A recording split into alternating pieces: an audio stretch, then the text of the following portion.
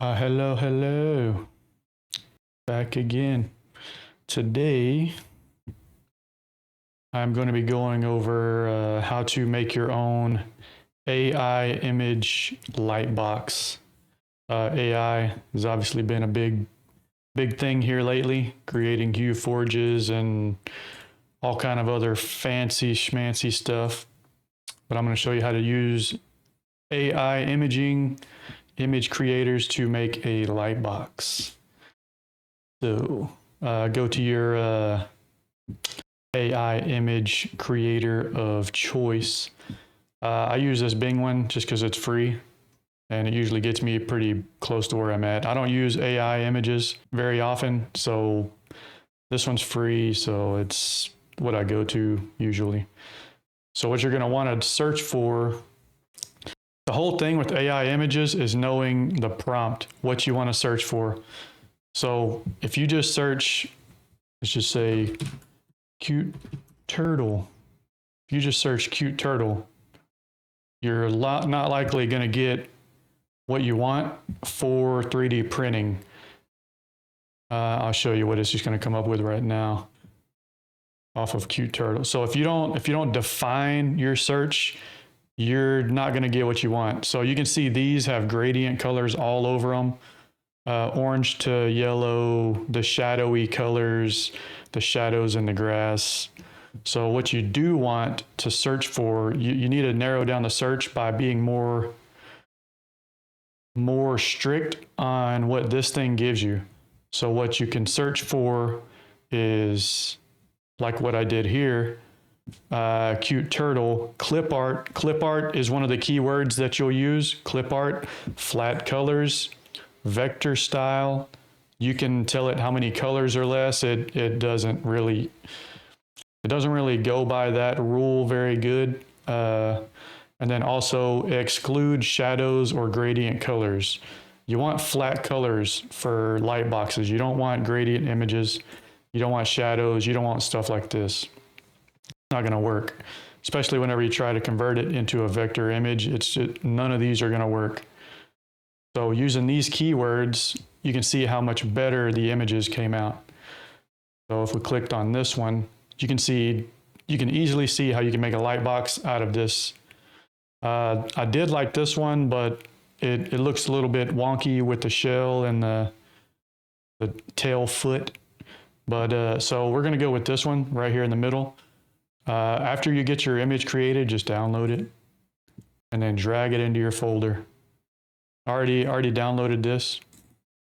And then also after downloading it, you're also going to want to crop it to whatever, because these things are never perfect. So just crop your image to what you want. And then once you have it cropped, you have the cute little turtle right here, all nice and cropped and pretty. Then obviously you can start your normal process that I've shown you a bajillion times. You can throw this turtle into a Vectorizer AI or whatever vector program you're using. So brief interruption, if you could go to shirtle.com/links and purchase any of your items such as Bambu Lab printers, filament, LED string lights you might use for the light boxes, Polymaker filament, my affiliate link here, Vectorizer AI. It is no longer free. You can use this to use my affiliate link. That would be greatly appreciated. Thank you very much. I prefer this one because it takes no time and it is by far the best vectorizer I've ever used. And I have used quite a few of these testing them out because everybody usually likes free stuff and this one is obviously not free anymore. But you just throw the image in there. Only takes a few seconds. See, it's already made. What you can also do in here is click this little paint palette color. And you can see the little blue circle over here on the side. Let me zoom in a little bit to, oh, and now my picture's in the way. Scoot that over. So now you can see the color palette. You can actually narrow these colors down and get them to where you want. But it's also going to take, once you take out so many colors, it's going to start taking away some of the details. But I like it where it's at. I'll just combine some of these color in Fusion while I'm there, because I like the amount of detail it has. So once you get the colors where you're at, okay, download. These are currently the best settings for Fusion 360 right now. If you want to pause the video, if you're watching on YouTube, screenshot these settings. And these are the settings you're going to want to use if you're throwing this image straight into Fusion. If you're going to take this into Affinity Designer or Inkscape or whatever, the only thing you want to change is change this to fill shapes. That way you can have the colors. By using this stroke the edges option, this is only going to create lines. It's not going to fill out any of these colors. So once you do that, then you can download it, throw it into your folder. Now I'm getting messages. Throw it into your folder, go full screen.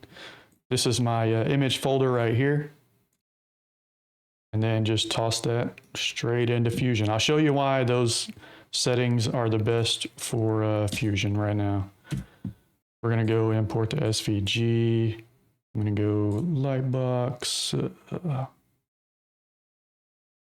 Where's my cute standing turtle? And this is the vector that I just downloaded from the Vectorizer AI. You're gonna scale this accordingly. And go, I'm not gonna do the bottom shadow. I'm only gonna do the turtle itself. I'm gonna go about right there. Center it up. Okay. Now I can hide my template, which is sketch 1.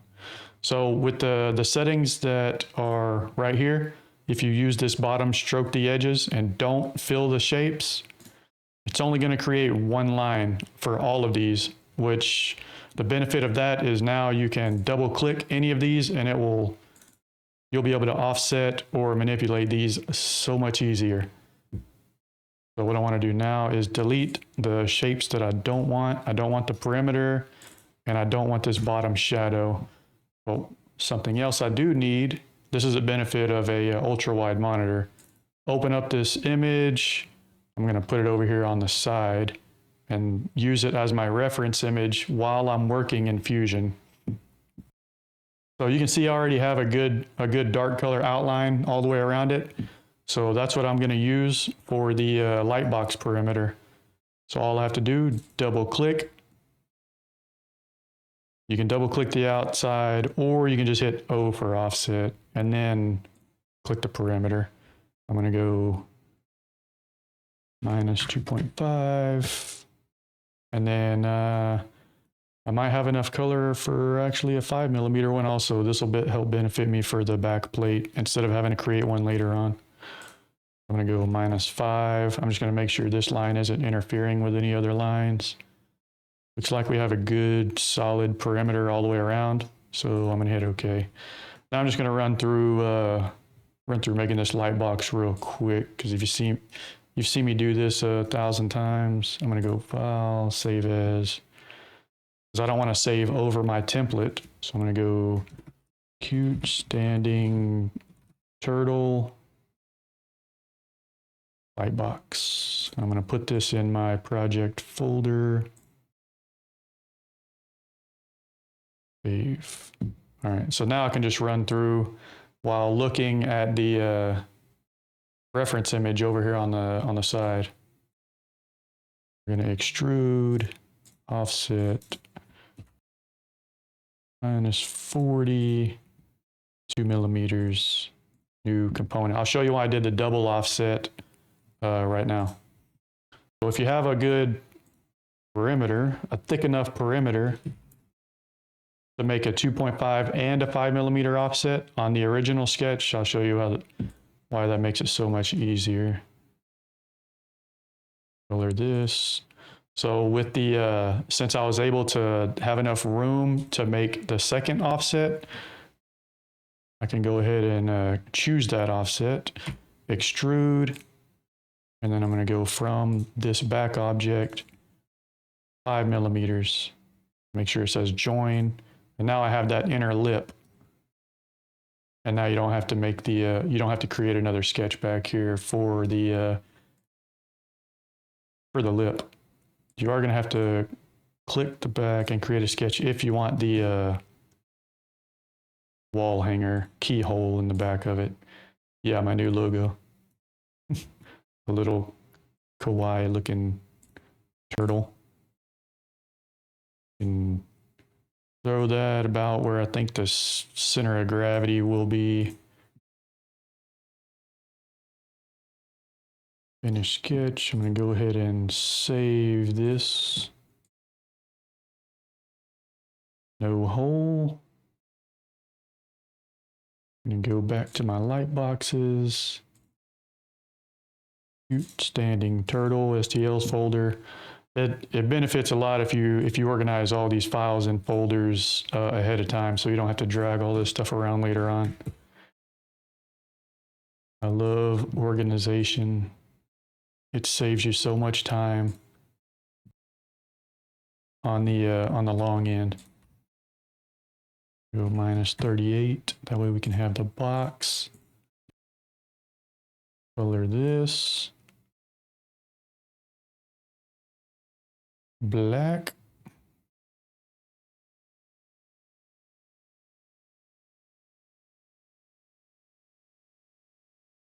Let's see. Now we can find all the.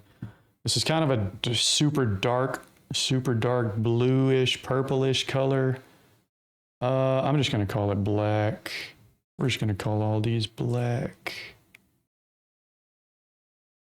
That's about it right there. I'm gonna go -1 and let it join the other since it's connected to it.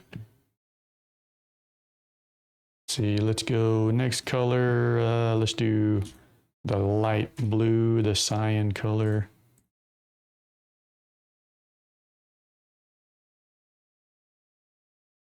New component, -1. All this cyan, if that's how you say it, cyan kind. I'm assuming cyan. Now we're gonna get the teal color.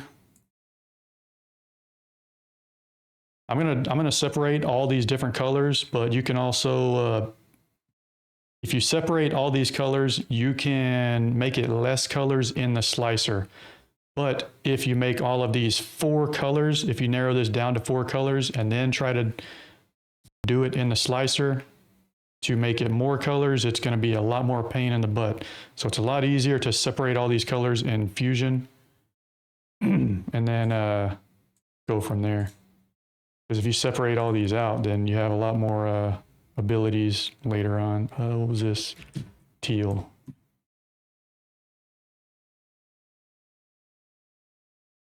And we're gonna go with the old light blue. I'm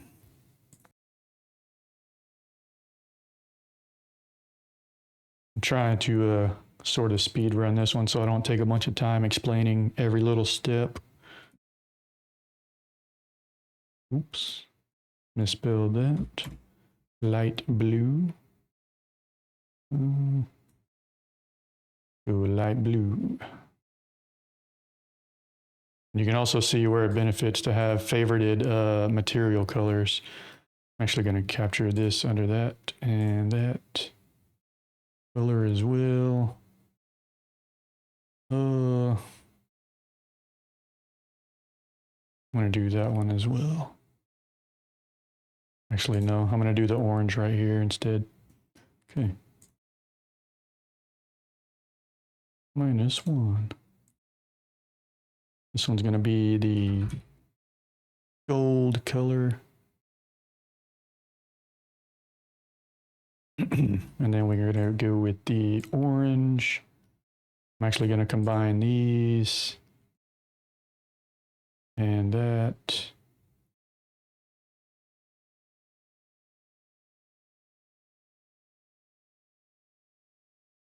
You can see how this thing's coming together pretty quickly.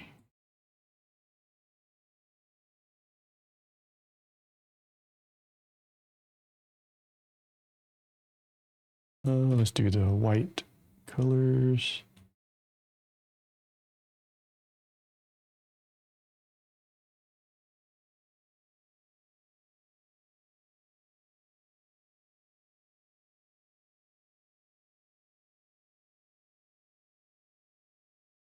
My pinky has this default reaction to hit A for appearance after every time I create a new component. So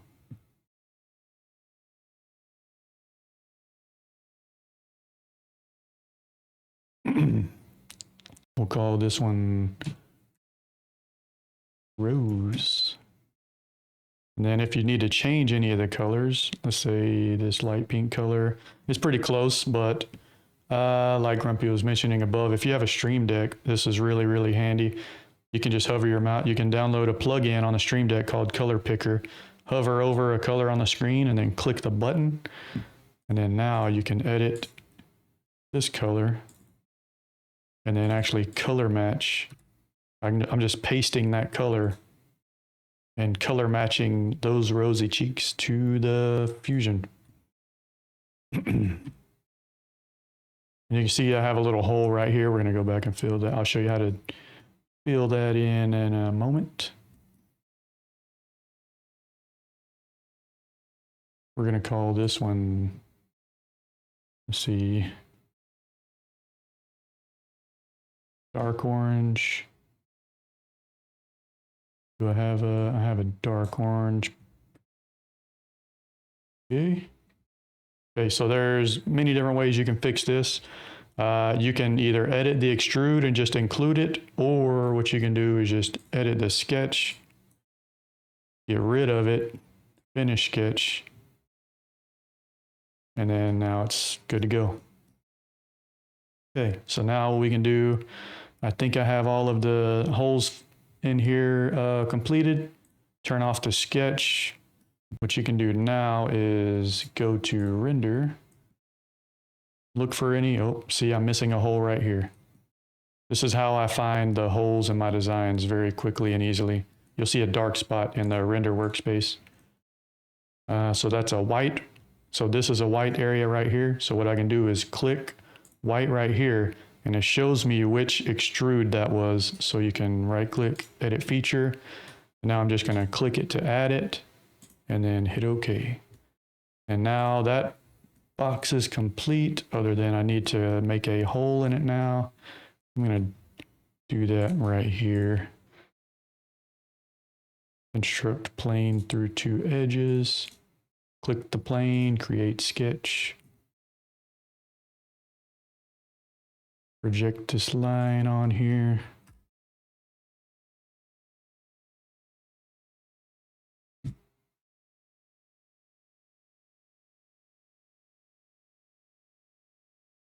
Oop.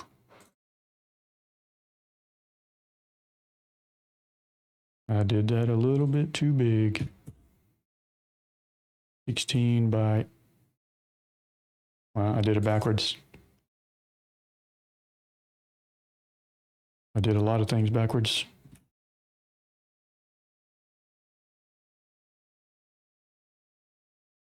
Was that, I believe that's 14. I'm having a brain fart now.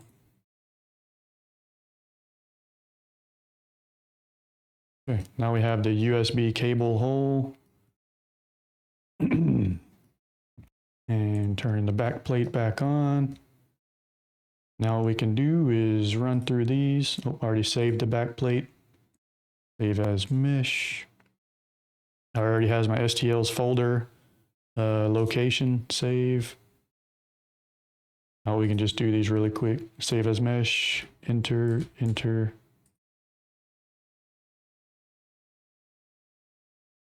And I'll show you how to narrow down these colors in the slicer. If you only have 1 or 2 AMS and you don't have, if you have a limited amount of colors that you can print with.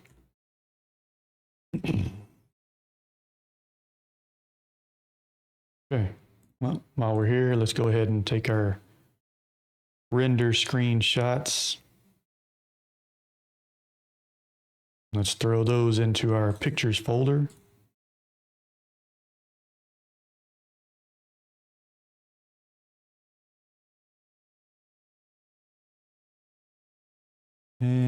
the back side. This one we need to rotate the lighting. Pretty good. Okay, so now we're done in Fusion. Save your project. And now we can go over to Bambu Studio. Now what we can do is come over to our folder, STL folder. Let's open up your Lightbox template if you have one saved. Grab all of these files. You don't need the backplates. Grab all the colors, throw them on here. Hit yes. So now what you can do, you have all these different colors available. If you only have one AMS, obviously you're only going to be able to use 4 of these.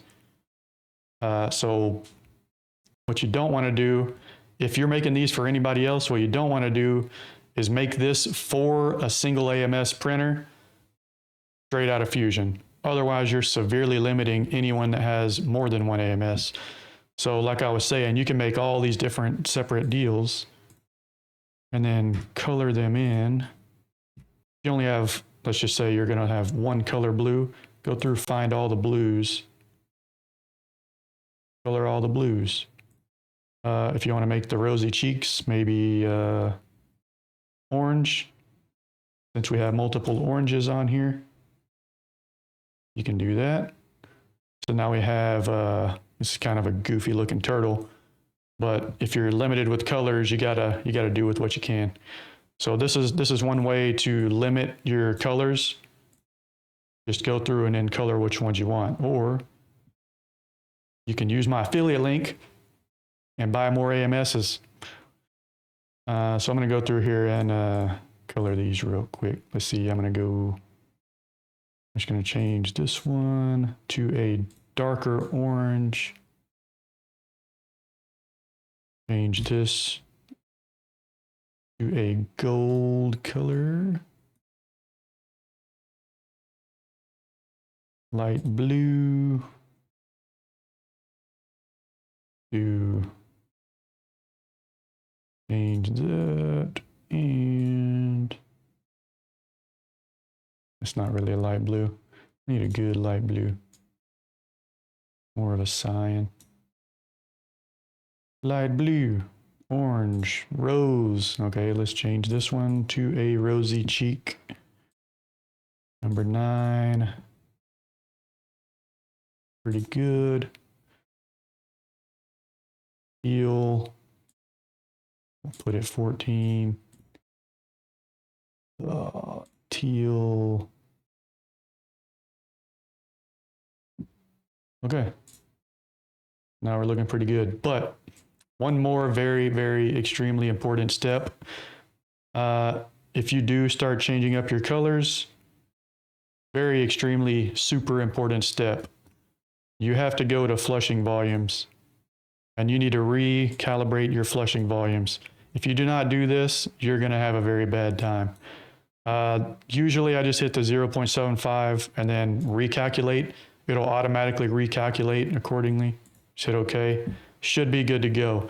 If you do not do that and you go from black to white, you're probably going to have some mixing, or red to white, something like that, some harsh pigmented colors.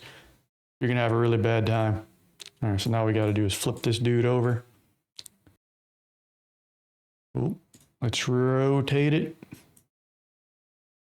Get this, okay, I'll show you how to, let's just say this light box was too big and you can't fit it down here. I'll show you a trick. Come over to global, go others. What you can do is go to width. Let's just widen this out. Let's go 50. Enter, and now you can see it squished down. So it makes it wider, but you still have the same prime volume because it's making the prime tower wider, so you don't have to be as tall. So now we can comfortably fit that over here. Throw the back plates on here.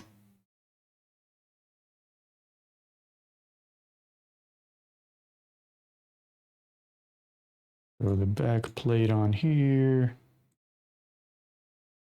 I have a different filament profile for number 16. That's why I'm putting these as number 16 instead of my number 2. Don't have a stand. Okay, so now what you can do is save as, go to where your project is, and save it. Cute standing turtle. And then all you got to do, print it out. All right, that should do it for today. And thank you everyone that watched it live. Everyone watching on YouTube later, thanks for watching as well. And then, so Bambu is having a sale. So shameless plug, go to my link page, please. Bambu Lab, affiliate link here. I stream these videos every week, Tuesdays, 7 p.m. Central. I've been posting the links in the Facebook multicolor group whenever about 20 minutes before I go live. So, I mean, you can just Google search the Polymaker Discord, find it, join it. Make sure to join up on the streams. There's an event tab at the top of the page. You can see all the events in the Polymaker Discord. People stream showing all their cool applications. There's other things other than Lightbox like RC cars and whatnot. So